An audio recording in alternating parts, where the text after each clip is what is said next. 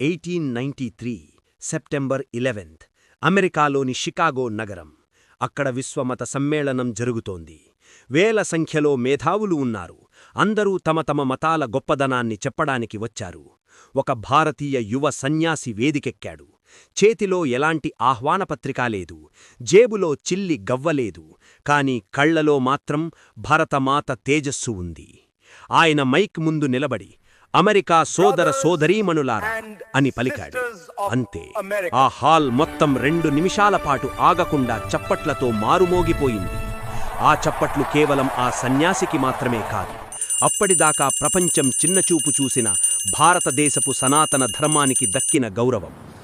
ఆయనే మన భారతీయ యువతకు ఆరాధ్య దైవం, నిద్రపోతున్న జాతిని మేల్కొలిపిన సింహం. అతనే స్వామి వివేకానందుడు. నమస్తే, welcome back to the treasure of Bharat. ప్రతి సంవత్సరం జనవరి 12న మనం స్వామి వివేకానందుని జయంతిని జరుపుకుంటాం. కానీ ఎప్పుడైనా ఆలోచించారా, ఒక సన్యాసి పుట్టినరోజును ప్రభుత్వం జాతీయ యువజన దినోత్సవంగా ఎందుకు ప్రకటించింది? ఎందుకంటే వివేకానందుడు కేవలం ఒక వ్యక్తి కాదు, ఆయన ఒక శక్తి. యువతలో నిద్రాణమై ఉన్న సింహాన్ని తట్టి లేపే ఒక స్ఫూర్తి. ఈరోజు వీడియోలో అసలు వివేకానందుడు అంటే ఎవరు, ఆయన జీవితం ఈనాటి యువతకు ఎందుకు అవసరం తెలుసుకుందాం. స్వామి వివేకానందుడు పుట్టుకతోనే జ్ఞాని కాదు, ఆయన కూడా మనలాగే ఎన్నో సందేహాలతో ఉండేవారు. ఆయన చిన్ననాటి పేరు నరేంద్రనాథ్.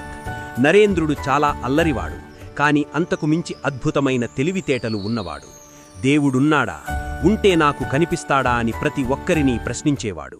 ఆ అన్వేషణే ఆయన్ను శ్రీరామకృష్ణ పరమహంస దగ్గరకు చేర్చింది. గురువుగారి పాదాల చెంత నరేంద్రుడు ఒక ముడి రాయి నుండి అద్భుతమైన శిల్పంలా మారాడు. తన గురువు మరణం తర్వాత భారతదేశం మొత్తం కాలినడకన తిరిగాడు. ఆకలి, దాహం, పేదరికం వీటన్నింటినీ చూసి చలించిపోయాడు. అప్పుడే ఆయనకు అర్థమైంది, ఖాళీ కడుపుతో మతం గురించి మాట్లాడ్డం వ్యర్థమని. చివరకు కన్యాకుమారి చేరుకున్నాడు. సముద్రం మధ్యలో ఉన్న శిలమీద కూర్చుని 3 రోజుల పాటు ధ్యానం చేశారు. ఆ ధ్యానం మోక్షం కోసం కాదు, ఈ దేశ భవిష్యత్తు కోసం. అక్కడే ఆయన ఒక నిర్ణయానికి వచ్చారు. మానవ సేవే మాధవ సేవ. దేవుణ్ణి విగ్రహాల్లో వెతకడం కన్నా సాటి మనిషిలో వెతకడమే నిజమైన ధర్మమని ప్రపంచానికి చాటాలి అనుకున్నారు. వివేకానందుడు యువతకు ఇచ్చిన అతిపెద్ద సందేశమేంటో తెలుసా? బలమే జీవనం, బలహీనతే మరణం.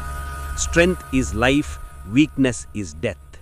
ఆయన ఎప్పుడూ చెప్పేవారు, నాకు ఇనుప కండరాలు, ఉక్కు నరాలు కలిగిన యువత కావాలి అని. ఎందుకంటే భయమనేది పిరికివారి లక్షణం. ఈ రోజుల్లో చిన్న చిన్న సమస్యలకే మనం కృంగిపోతున్నాం, డిప్రెషన్ అంటూ బాధపడుతున్నాం. కానీ వివేకానందుడు ఏమన్నారో తెలుసా?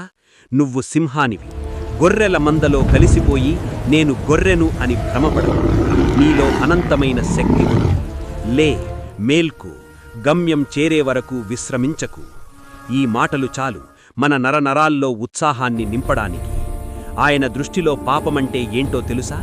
బలహీనతే పాపం, వీక్నెస్ ఈజ్ సిన్. నేను ఏమీ చెయ్యలేను అని అనుకోవడం కంటే పెద్ద నేరం మరొకటి లేదు. వివేకానందుడు 39 సంవత్సరాలు మాత్రమే జీవించారు. ఆ తక్కువ సమయంలోనే ఆయన శతాబ్దాల తరబడి నిలిచిపోయే శక్తిని సృష్టించారు. కారణం ఆయన సంకల్పం. చివరగా ఒక్క మాట, మీరు జీవితంలో ఎప్పుడు నిరాశపడినా ఒక్కసారి వివేకానందుని కళ్లల్లోకి చూడండి. ఆ తేజస్సు మీకు దారి చూపిస్తుంది. ప్రతిరోజు అద్దం ముందు నిలబడి ఒక్కసారి ఆయన మాటలను గుర్తు చేసుకోండి. శక్తంతా నీలోనే ఉంది. You can do anything and everything. ఈ వీడియో మీకు స్ఫూర్తినిస్తే ఈ నేషనల్ యూత్ డే నాడు ఒక ప్రతిజ్ఞ తీసుకోండి. నేను నా లక్ష్యం కోసం పోరాడుతాను, నా దేశానికి గర్వకారణంగా నిలుస్తాను అని. ఈ వీడియోని మీ మిత్రులందరికీ షేర్ చేయండి, వాళ్లల్లో కూడా స్ఫూర్తిని నింపండి. మరిన్ని ఇన్స్పిరేషనల్ వీడియోల కోసం మన ఛానల్ని సబ్స్క్రైబ్ చేసుకోండి. జై వివేకానంద, జై హింద్, జై భారత్.